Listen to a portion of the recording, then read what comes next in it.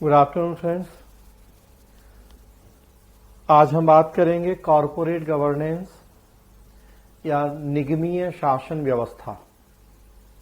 English में corporate governance, Hindi में भी कॉरपोरेट शासन कहते हैं, और शुद्ध हिंदी करें तो निगमीय शासन। तो ये टॉपिक क्या है, इसकी चर्चा होगी। एलपीजी की नीतियों से जुड़ा हुआ टॉपिक है। सबसे पहले स्क्रीन पे आपके सामने कॉरपोरेट गवर्नेंस का अर्थ है। दो शब्द हैं इसमें, एक कॉरपोरेट और दूसरा गवर्नेंस या शासन व्यवस्था। कॉरपोरेट का मतलब यहां निजी क्षेत्र से है। बड़ी बड़ी प्राइवेट कंपनियां, मल्टीनेशनल कंपनीज का जमाना है आजकल एलपीजी की नीतियों के आगमन के बाद। तो कॉरपोरेट से मतलब बड़ी बड़ी निजी कंपनियां। शासन या गवर्नेंस का मतलब होता है नियमों सिद्धांतों का समूह। सरकार चलाने के तरीके को हम गवर्नेंस कहते हैं। बेसिकली कुछ नियम सिद्धांत बनाए जाते हैं कि सरकार क्या करेगी और कैसे करेगी। सरकार के जो 3 अंग हैं, किसके क्या काम होंगे, आपस के संबंध क्या होंगे। तो शासन व्यवस्था का अगर मूल भाव देखें तो बेसिकली कि कुछ ऐसे नियम सिद्धांत हो जो किसी के भी आचार व्यवहार को नियमित और नियंत्रित करें, उसकी मन की मर्जी पे कुछ जो अंकुश लगाए, कुछ सिद्धांत तय कर दिए जाएं, उनका पालन करना है। तो बेसिकली वो है गवर्नेंस या शासन। तो कॉरपोरेट का अर्थ निजी क्षेत्र, बड़े बड़े निजी कंपनियां। शासन का अर्थ कुछ नियमों सिद्धांतों का समूह। और अगर दोनों को जोड़ दें तो देखिए एक परिभाषा आप बना सकते हैं कॉरपोरेट गवर्नेंस की। ऐसे नियमों सिद्धांतों का समूह जो कॉरपोरेट क्षेत्र के कार्यों गतिविधियों को नियमित और नियंत्रित करते हैं, उन्हें हम कॉरपोरेट गवर्नेंस की संज्ञा देते हैं। चूंकि एलपीजी की नीतियों के आगमन के बाद दुनिया के विभिन्न देशों में कॉरपोरेट घरानों की भूमिका में बड़े मात्रा में बढ़ोतरी हुई है। सरकार ने अपना रोल बैक किया है। सरकार और सरकारी संस्थाओं या नौकरशाही के आकार में कटौती की गई है। विकल्प के रूप में बाजार, निजी कंपनियां, देशी विदेशी, उनकी भूमिका को प्रोत्साहित किया गया है। तो फिर हमें जरूरत महसूस हुई है कि जो ये बड़ी बड़ी निजी कंपनियां हैं, उनके कामों गतिविधियों को रेगुलेट किया जाए। और ऐसा हमें इसलिए करना पड़ा है क्योंकि निजी या बड़े बड़े कॉरपोरेट्स की बहुत सारी डीमेरिट्स या कमियां हैं। वो अस्वस्थ प्रतिस्पर्धा करते हैं, वो अपने लाभ के लिए किसी भी हद तक जाते हैं। उन्हें ना गरीबी से मतलब है, ना बेरोजगारी या असमानता से। तो उनकी कई सारी कमियां हैं। अब हमें उनकी भूमिका भी बढ़ानी है एलपीजी के दिनों में, लेकिन उनकी जो कमियां हैं उन्हें चेक करना है, उन्हें कम करना है। तो फिर वैसी स्थिति में महसूस किया है हमने कि कुछ ऐसे नियम सिद्धांत बनाए जाएं कि कॉरपोरेट सेक्टर को उनका अनिवार्य रूप से पालन करना पड़े। उन्हीं नियमों सिद्धांतों के समूह को कॉरपोरेट गवर्नेंस की संज्ञा दी गई है। दुनिया के विभिन्न देशों में जरूरत पड़ी आफ्टर एलपीजी इसकी। हमारे देश में देखें, पिछले 20-30 साल में आप देखें, बड़े बड़े कॉरपोरेट फ्रॉड या घोटाले हुए, हमें भी जरूरत पड़ी। रिसेंटली आप देखिए उपहार सिनेमा कांड चर्चा में आ गया, अंसल बंधुओं को सजा। और अगर और ऐसे देखें आप तो मेहुल चौक से नीरव मोदी और विजय माल्या और सहारा और बहुत सारे ऐसे हमारे देश के कुख्यात व्यक्ति और कॉरपोरेट हैं जो बड़े पैमाने पर लोगों का पैसा खा के भाग गए हैं, धोखाधड़ी कर रहे हैं। सहारा जेल में रह के आए, बाकी भगोड़े सब भाग गए पैसा खा खा के। 10,000 करोड़, 15,000 करोड़, 12,000 करोड़। हम लोगों के देश में आप देखें तो भोपाल गैस त्रासदी तो अब तक की दुनिया की सबसे भीषणतम गैस त्रासदी हुई थी, और वो भी कॉरपोरेट की ही एक गलती ही थी। छोटी सी गलती, अपना लालच था कि रात में बिजली के जो कूलिंग संयंत्र हैं वो इसलिए बंद कर दिए कि थोड़ा बिजली का बिल बच जाए, और उसके लिए हजारों लोगों की जान ले ली उन्होंने। आए देर हम देख रहे हैं कि हमारे यहाँ कभी किसी अस्पताल में आग लग रही, कभी कुछ हो रहा, 100 आदमी 50 आदमी, जैसे बच्चों का खेल है कि मर गया कि जल गया कुछ हो गया। तो आए दिन कॉर्पोरेट घोटाले, सत्यम घोटाला, बहुत सारे एक एक करके याद करते चले तो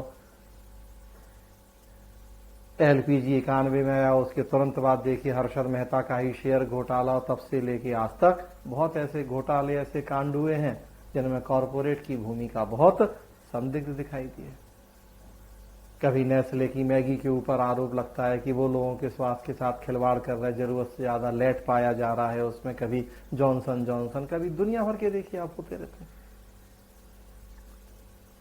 तो कॉर्पोरेट सेक्टर चूंकि लाभ के लिए काम करता है और फिर वो अपने लाभ के लिए किसी भी हद तक चला जाता है। हम लोगों के देश में चूंकि लोग पढ़े लिखे नहीं हैं, जागरूक नहीं हैं, सरकारें उतनी कहें कि मजबूत नहीं रही हैं, सॉफ्ट स्टेट वाली संकल्पना रही है कि आराम से घूस खिला के नेताजी मंत्री जी को अपना काम बनवा लेंगे या फंसेंगे तो बच जाएंगे, तो इसलिए और हम लोगों के देश में ज्यादा इस तरह के घोटाले आए दिन हमें देखने को मिलते रहे। तो फिर हमें भी जरूरत पड़ी है कॉर्पोरेट गवर्नेंस की। हमने भी 2013 में नया कंपनी कानून बनाया है और उसके द्वारा हमारे देश में भी हमने व्यवस्था की है, दुनिया के और देशों में भी कॉर्पोरेट गवर्नेंस के लिए व्यापक प्रावधान किए गए हैं। पर्पस बस यही है, हम बात कर रहे हैं कि कॉर्पोरेट क्षेत्र के कार्यों गतिविधियों को नियमित और नियंत्रित किया जाए ताकि ये अपने लाभ के चक्कर में जनता के हितों को नजरअंदाज ना करें, हमारे देश के संविधान, हमारे नियम कानूनों के साथ खिलवाड़ ना करें। तो बस इसलिए हम ये कुछ नियम कानून सिद्धांत तय करते हैं। और ध्यान रखना है कि हमने जो ये कॉन्सेप्ट है कॉर्पोरेट गवर्नेंस का, नामी कॉर्पोरेट गवर्नेंस है, मतलब बेसिकली और मेनली ये कॉन्सेप्ट हम लेके आए हैं कॉर्पोरेट क्षेत्र के लिए।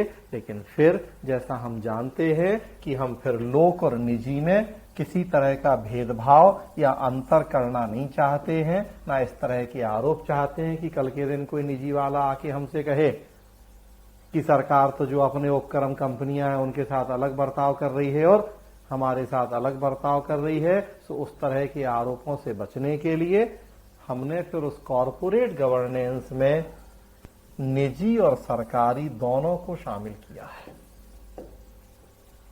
हाँ, मूलतः निजी के लिए ही है कॉन्सेप्ट, नाम ही है कॉर्पोरेट गवर्नेंस हमने कहा, लेकिन बड़े बड़े लोक उपक्रम तो हैं ही, बड़े बड़े सब NTPC, BSNL, सेल, भेल, तो देखिए हजारों लाखों करोड़ रुपए सरकार का इन्वेस्ट है। हमने उन सारे PSU को भी उस कॉर्पोरेट गवर्नेंस के दायरे में रखा है, उन्हें भी उन नियमों सिद्धांतों का पालन करना है।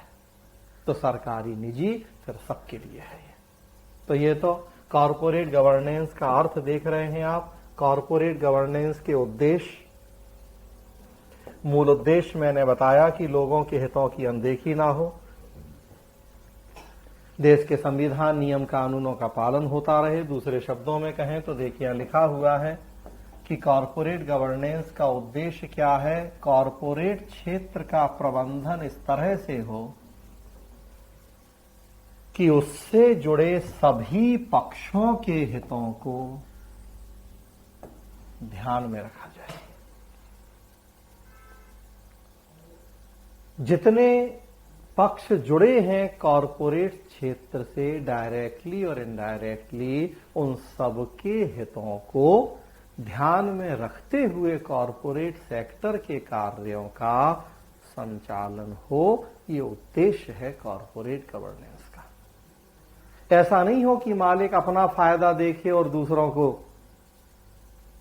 हानि पहुंचाया, दूसरों के हितों को नजरअंदाज करे। अपना फायदा देखे, अपना हित सुनिश्चित करे, लेकिन ऐसा दूसरों को हानि पहुंचा के नहीं करे। दूसरों के फायदे में सेंध लगा के अपना फायदा ना करे। अब दूसरे कौन कौन है जो किसी कॉर्पोरेट से जुड़े हैं, तो देखिए यहां एक लिस्ट आपके सामने है कि कौन कौन प्रमुख व्यक्ति या वर्ग हैं जो डायरेक्टली या इनडायरेक्टली एक बड़े कॉर्पोरेट से संबंधित होते हैं। मालिक तो हैं ही,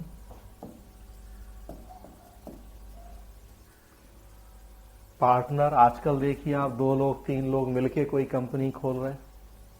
3 फ्रेंड आईआईटी के थे, कहीं के थे, मिलके उन्होंने कोई नया एक स्टार्टअप शुरू किया, तो पार्टनर्स भी हो सकते हैं उसमें। निवेशक आजकल देखिए एंजल इन्वेस्टर और ज्यादातर कंपनी इसीलिए लोग खोलते हैं कि फिर थोड़ा अच्छा काम करें, 2-4 साल मार्केट में उन्हें कोई एंजल इन्वेस्टर मिल जाए, 200-500 करोड़ वहां से उन्हें इन्वेस्टमेंट मिल जाए तो निवेशक। और आगे बढ़े तो भाई लोन भी लेना पड़ सकता है बैंक से, एसबीआई या और दूसरे बहुत सारे बैंक हैं लोन दे रहे हैं। विजय माल्या और नीरव मोदी हम बात कर रहे हैं तो बैंकों का लोन देखिए आप, तो ऋण प्रदाता। उसके अलावा बढ़े तो शेयर होल्डर्स भी हैं, शेयर मार्केट में आप सूचीबद्ध हैं, हमने 100-500 शेयर खरीदे हैं बहुत सारे लोगों ने, तो शेयर होल्डर्स भी जुड़े हैं उसके अलावा देखिए उसमें काम करने वाले कर्मचारी हैं, सैकड़ों हजारों लोग, बड़ा कॉरपोरेट है तो कर्मचारी काम कर रहे हैं, उनके बीवी बच्चे परिवार वाले हैं। और देखिए तो जो कच्चे माल की आपूर्ति करता है, रॉ मटेरियल वगैरह, तो वो है ग्राहक जो उसकी वस्तुएं सेवाएं खरीद रहे हैं। जनता है, समाज है, जहां कॉरपोरेट क्षेत्र स्थापित है, काम कर रहा है, डायरेक्टली इनडायरेक्टली उन्हें प्रभावित कर रहा है। उसके अलावा सरकार है और पर्यावरण है, नदियां हैं, पेड़ पौधे, जीव जंतु सब प्रभावित हो रहे हैं, एक बड़ा कॉरपोरेट है। तो देखिए आप समाज के इतने वर्ग जो डायरेक्टली या इनडायरेक्टली एक बड़े कॉरपोरेट से प्रभावित होते हैं, जुड़े हैं। उद्देश्य बस ये है कॉरपोरेट गवर्नेंस का कि जो ये है ये कुछ ऐसा नहीं करें जिससे इनके हितों को नुकसान पहुंचे।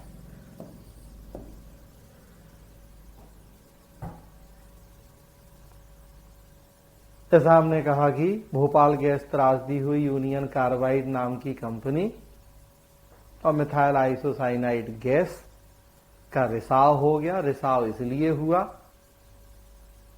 कि रात में जो एक तरह से एसी, आम भाषा में कहें तो जो कूलिंग संयंत्र थे, उनको जाते जाते मैनेजमेंट के लोगों ने बंद कर दिया कि भाई रात भर वो कूलिंग संयंत्र चलते हैं, बिजली का बिल थोड़ा ज्यादा आता है। तो रात में ऑफिस जब बंद होता है फैक्ट्री, तो जाते जाते वो बंद कर दिया, एमसीबी गिरा दी कि भैया ताकि बिजली का बिल बच जाए। मिथाइल आइसोसाइनाइड गैस रात भर वो टेम्परेचर बढ़ा उसका, कूलिंग संयंत्र बंद थे और उसी से वो फट गई या रिसाव हो गया और परिणाम हुआ कि तो सोच के देखिए इतनी बड़ी बड़ी कंपनियां, और अगर कुछ 100, 500, 50 रुपए के बिजली के बिल के लालच में लाखों हजारों लोगों की जान ले लें, तो सोच के देखें कि वह रूह कांप जाने वाली बात है कि आप अपने कुछ छोटे मोटे लाभ के लिए 100, 500, आज से 40 साल पहले कितना बिजली का बिल बच जाएगा एक रात को अगर आप बंद कर देंगे वो कूलिंग संयंत्र। तो कई बार आदमी इतना अंधा हो जाता है एक एक पैसे के लिए। हम आए दिन अखबार में पढ़ते सुनते हैं 10 रुपए के लिए मर्डर हो गया कि 50 रुपए के लिए मर्डर की, ऐसा की वैसा। तो आदमी कितना अंधा हो जाता है फिर अपने उस लोभ में, लालच में। इतनी बड़ी बड़ी कंपनियां आप चला रहे हो, 150 रुपए के बिजली के बिल के लिए आप ऐसा कर रहे हो। उपहार सिनेमा कांड बताइए कि आप इतने बड़े सिनेमा हॉल चला रहे, पूरे पैक खचाकर सिनेमा हॉल भरे हैं आपने, ना वहां फायर के पर्याप्त इंतजाम किए हैं कि आग लग जाए, ना और दूसरे बताइए आप लोगों के। खुद अपने आप को कैसे रात में नींद आती है और कैसे चैन से आप सो पाते हैं कि भैया आपने सैकड़ों लोगों की जान ले ली।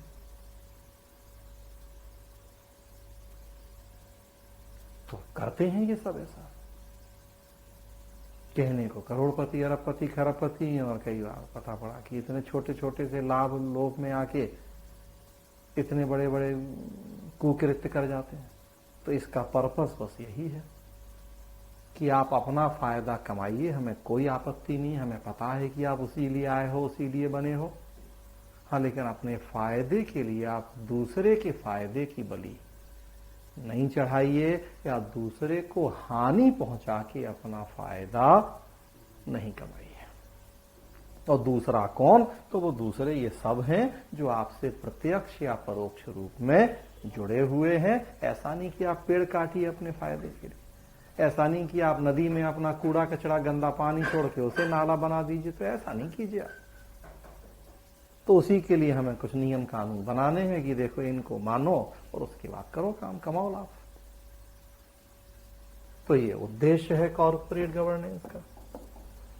कुछ डेफिनेशंस हैं कुछ विद्वानों के अनुसार, इन जनरल अपने शब्दों में मैंने अर्थ बता दिया आपको। अब ये कुछ विद्वानों के अनुसार देखें, बातें सब वही हैं, क्योंकि हमने इन्हीं बातों को देख के तो एक अपनी डेफिनेशन बनाई है जो हम आपको बताते हैं हमेशा। इन जनरल कोई डेफिनेशन देखिए, नोबेल पुरस्कार विजेता अर्थशास्त्री मिल्टन फ्रीडमैन,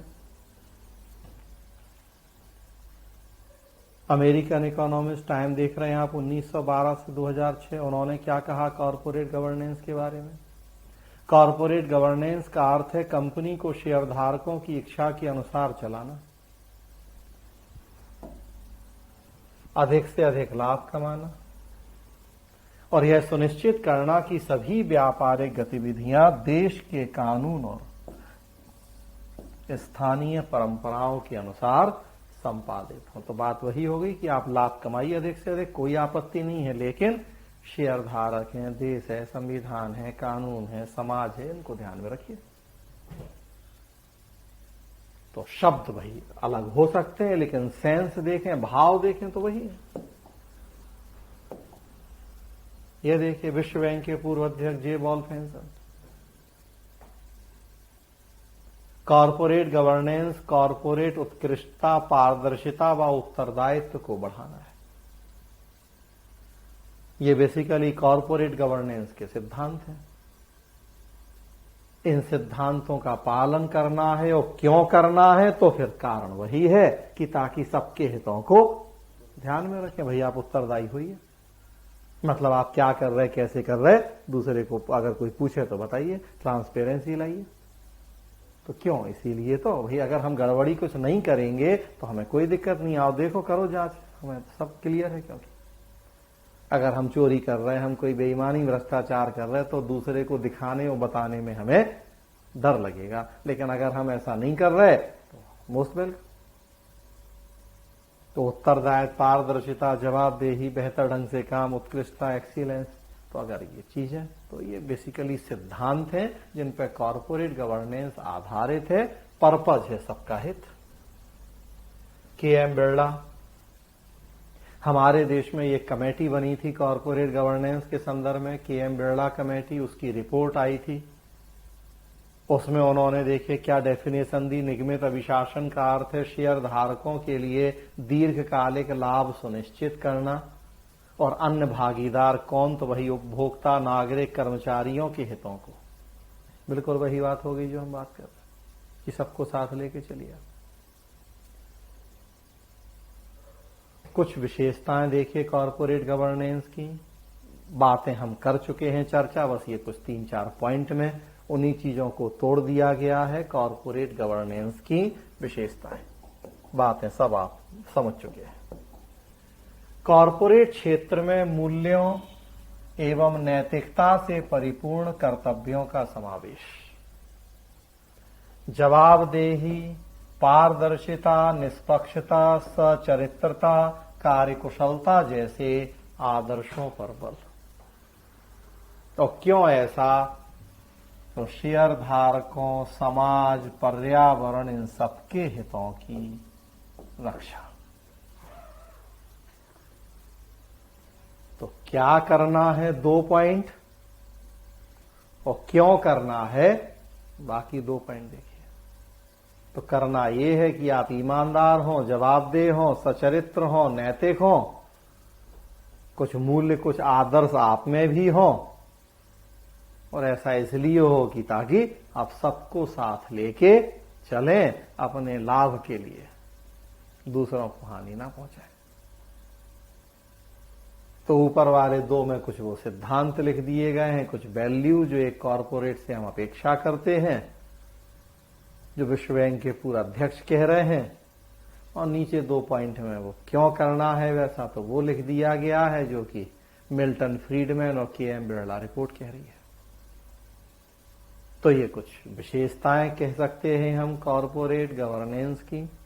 हमें नैतिकता, सचरित्रता, ईमानदारी जैसे सिद्धांतों का पालन आज के समय में केवल सरकार और सरकारी संस्थाओं से ही अपेक्षित नहीं है, बल्कि कॉरपोरेट सेक्टर से भी हम अपेक्षा करते हैं कि वो भी इस तरह के मूल्यों, इस तरह के आदर्शों को अपने वर्क कल्चर में शामिल करे और फिर लाभ कमाए। तो बार बार हम वही बात कर रहे हैं कि कॉरपोरेट सेक्टर लाभ के लिए ऐसी अंधी दौड़, अंधी होड़ और ऐसी अस्वस्थ प्रतिस्पर्धा में ना पड़ जाए, इतना लोभी, इतना लालची ना हो जाए कि कल के दिन हमने कहा खुद रात में सोए तो आंखों में नींद ना आए और पछताना पड़े। वो उसके बाद तो हो गया तो फिर हो ही गया, फिर बचता थोड़ी है कुछ। तो हमने कहा ऐसा नहीं है कि उन्हें भी ईमानदारी से अगर सोचें तो उनकी आत्मा नहीं झकझोरती होगी, वो चाहे अंसल बंधु और चाहे ऐसे, और कि हमने बताया एक छोटे से लोग के लिए इतने लोगों की बलि चढ़ा दी।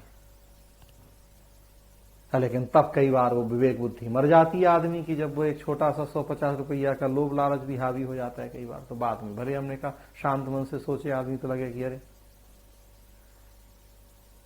तो बस वो ना हो हावी आपके विवेक के ऊपर, वो लोभ, वो लालच की आप इस तरह की हरकतें कर जाओ। जो कॉरपोरेट गवर्नेंस की संकल्पना है, ये गांधी जी के ट्रस्टी सिद्धांत से भी प्रेरित मानी जाती है। हमारे संविधान के नीति निर्देशक तत्वों से भी हम प्रभावित मान सकते हैं, क्योंकि दोनों में आप देखेंगे वेलफेयर, सबका कल्याण, सबके विकास का भाव है।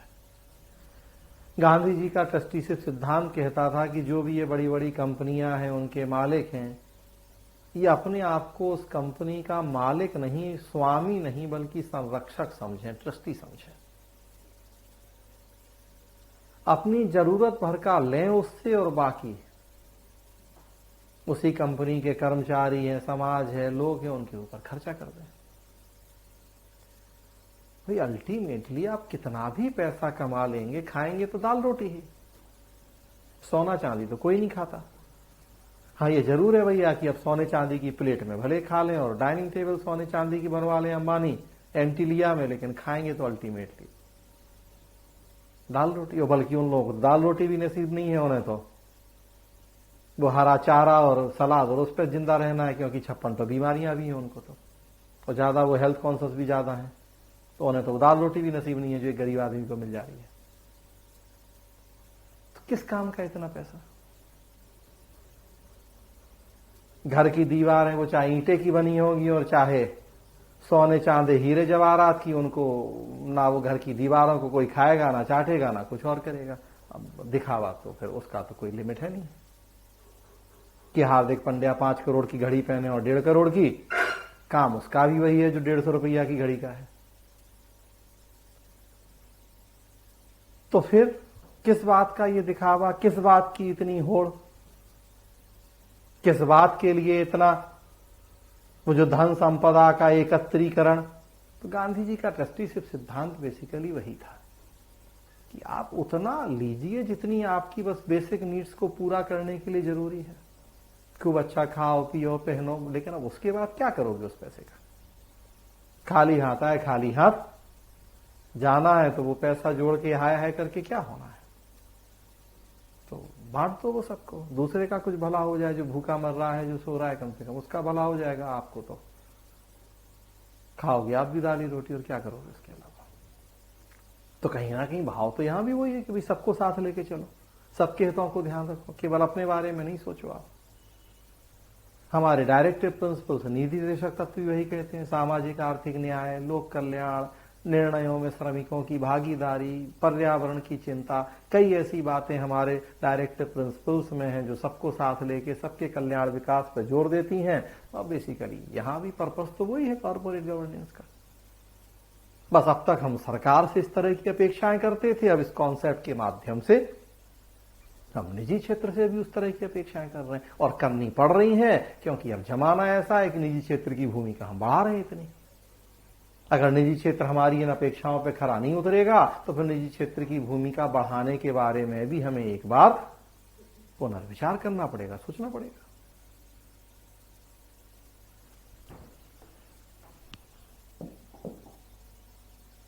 विशेषताएं वही एक इस तरह से चित्र दूसरे फॉर्मेट में दिखा दी गई हैं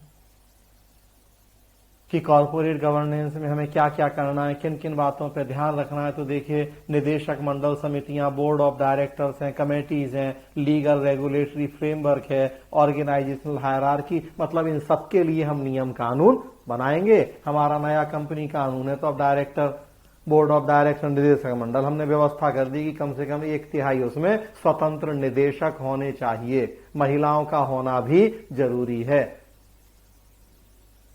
तो वही यहां बात है कि हम कॉरपोरेट गवर्नेंस में क्या क्या लेके चलेंगे।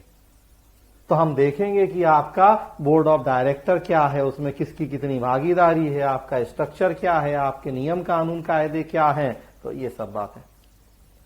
आपकी हायरार्की क्या है, किसको कितनी सैलरी मिल रही है, क्या आपने इंटरनल कंट्रोल की व्यवस्थाएं की हैं, करप्शन, ट्रांसपेरेंसी, इस तरह की चीजों के लिए आपने क्या प्रयास किए हैं, करप्शन को रोकना है, ट्रांसपेरेंसी बढ़ानी है, ट्रांसपेरेंसी, अकाउंटेबिलिटी, क्या पॉलिसीज, प्रोसीजर्स क्या हैं आपके काम करने के। तो इन सारी चीजों को हम रेगुलेट करेंगे, इनके बारे में आपको बताएंगे कि क्या करो, कैसे करो।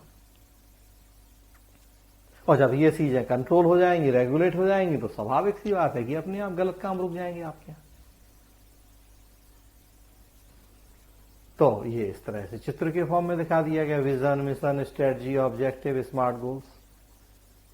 इन सब पे आप काम कीजिए। विजन क्या है, मिशन क्या है, स्ट्रेटजी क्या है, और ऑब्जेक्टिव्स क्या हैं, और फिर आपके गोल्स क्या है। कहीं भी जनता के हितों की अनदेखी ना हो। कैसे उदय और विकास हुआ है इस कॉन्सेप्ट का, तो फिर ध्यान रखना है, हम बात कर रहे हैं कि मोस्टली या बेसिकली ये कॉन्सेप्ट पॉपुलर हुआ है आफ्टर एलपीजी, लेकिन ध्यान रखें कि पॉपुलर आफ्टर एलपीजी हुआ है, ओरिजिन तो इसका पहले हो चुका था। हाँ, पहले अगर कहें कि 2 था तो आज 200, मतलब पहले अगर हम 2%, 5%, 10% ध्यान पर देते थे इस तरह के कॉन्सेप्ट पे, तो आज 100, 200, 500 और 1000% ध्यान दे रहे हैं। तो बस वो मात्रा बढ़ गई है, वो जरूरत बढ़ गई है। हाँ, लेकिन ऐसा नहीं है कि एकदम ये नया कॉन्सेप्ट पैदा हुआ है आफ्टर एलपीजी, तो ऐसा नहीं है, चर्चाएं पहले से थी। तो आप देख रहे हैं स्क्रीन पे कि जो सबसे पहली चर्चा हुई कॉरपोरेट गवर्नेंस की, जब ये मुद्दा उठा, तो वो समय था सबसे पहले 1927 से 32, 1927 से 32, जब वैश्विक आर्थिक मंदी हुई थी दुनिया में।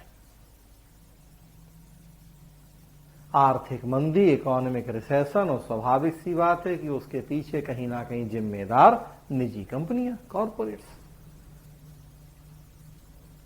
वैसे भी उस समय आप देखेंगे रेगुलेटरी स्टेट का जमाना था, लेसेस फेयर या अहस्तक्षेप के सिद्धांत पर जोर दिया जाता था, जिसमें सरकारों की भूमिका आम जनता के जीवन में कम थी, हस्तक्षेप कम था।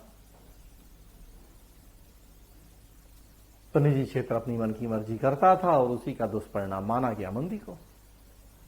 तो फिर डिमांड उठी कि नहीं, अब इस तरह से निजी क्षेत्र को हम अपनी मन की मर्जी करने के लिए स्वतंत्र नहीं छोड़ सकते। सरकारों को आगे आके इनके कामों गतिविधियों में कुछ इंटरफियर या इंटरफियर वर्ड का यूज नहीं करें, इनको कंट्रोल और रेगुलेट करना पड़ेगा, कुछ नियम कानून बनाने पड़ेंगे। तो सबसे पहली चर्चा तब हुई थी कॉरपोरेट गवर्नेंस की। फिर देखेंगे आप द्वितीय विश्व युद्ध के बाद जब अमेरिका ने कैपिटलिस्ट मॉडल अपनाया, पूंजीवादी व्यवस्था, अमेरिका तो शुरू से ही निजी कंपनियों की भूमिका बढ़ाने का समर्थक रहा है, तो अमेरिका में फिर बाद में भी जरूरत रही। लेकिन इस समय तक आप देखेंगे जो ये कॉन्सेप्ट था, तो हमने कहा एक बहुत छोटे से एरिया, बहुत गिने चुने देशों तक ही सीमित था।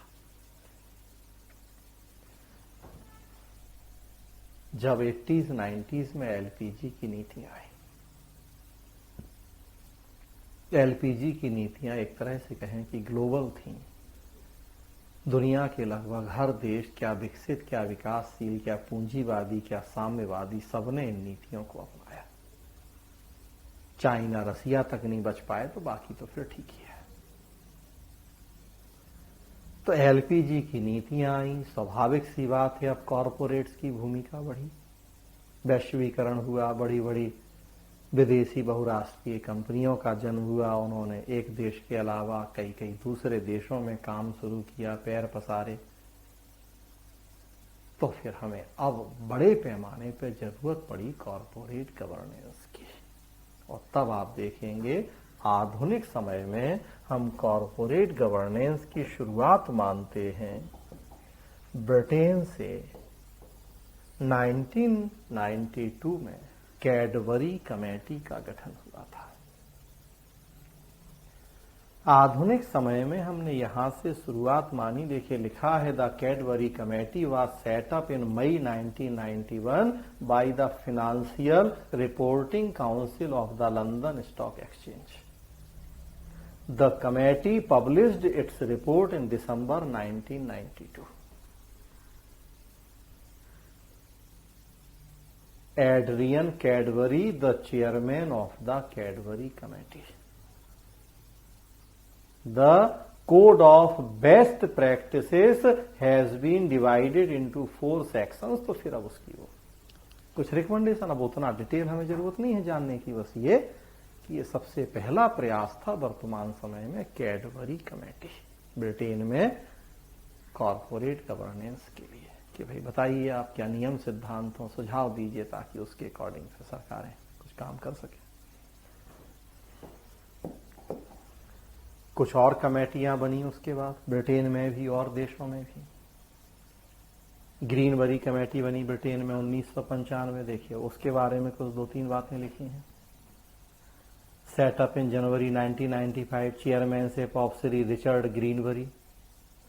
Confederation of British Industry CBI के द्वारा बनाई गई थी।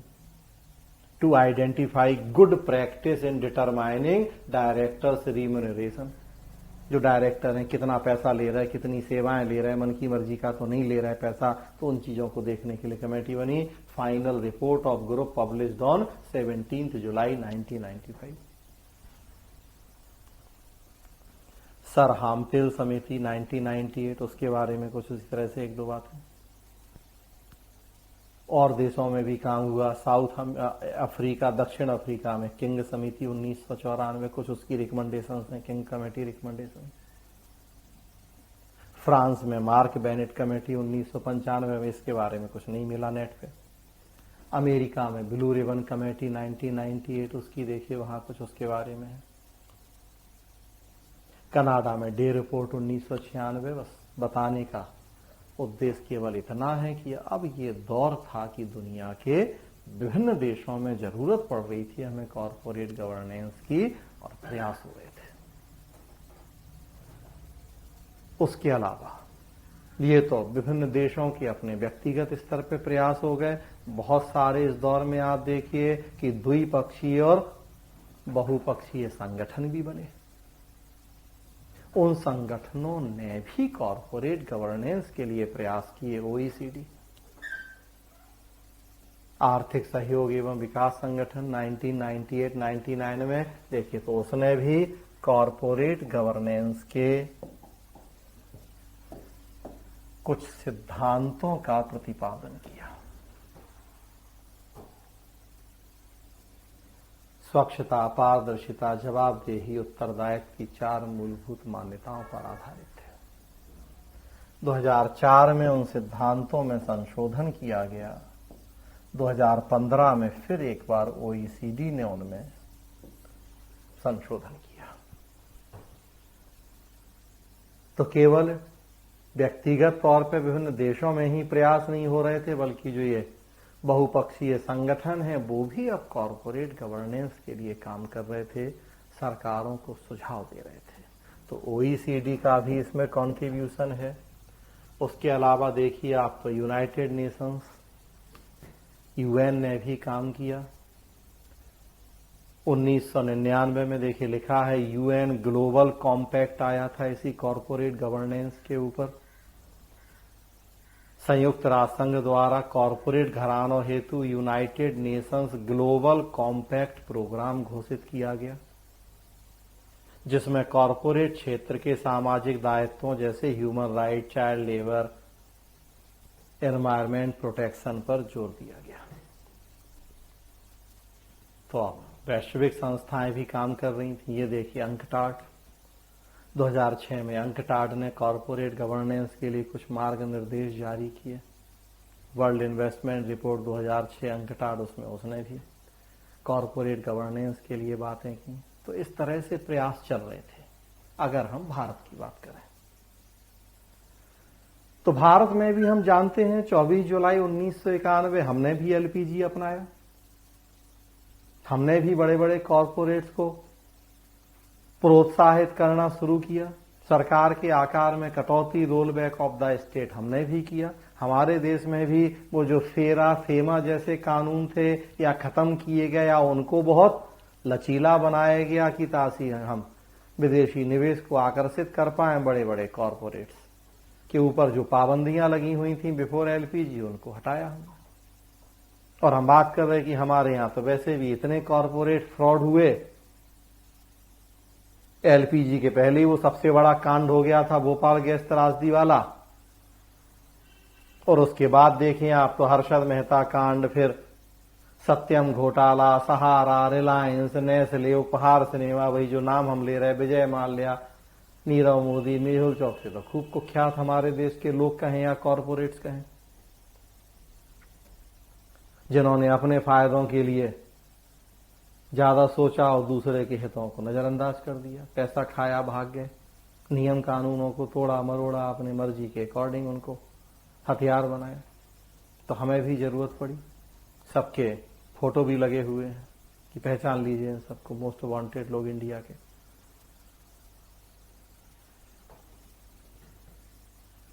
तो भारत को भी जरूरत थी कॉरपोरेट गवर्नेंस की। हमने भी प्रयास शुरू किए और आप देखेंगे उस क्रम में हमारे देश में जो सबसे पहला प्रयास था वो था 1995 में ओंकार गोस्वामी कमेटी। ये हमारे देश का सबसे पहला प्रयास था 1995 में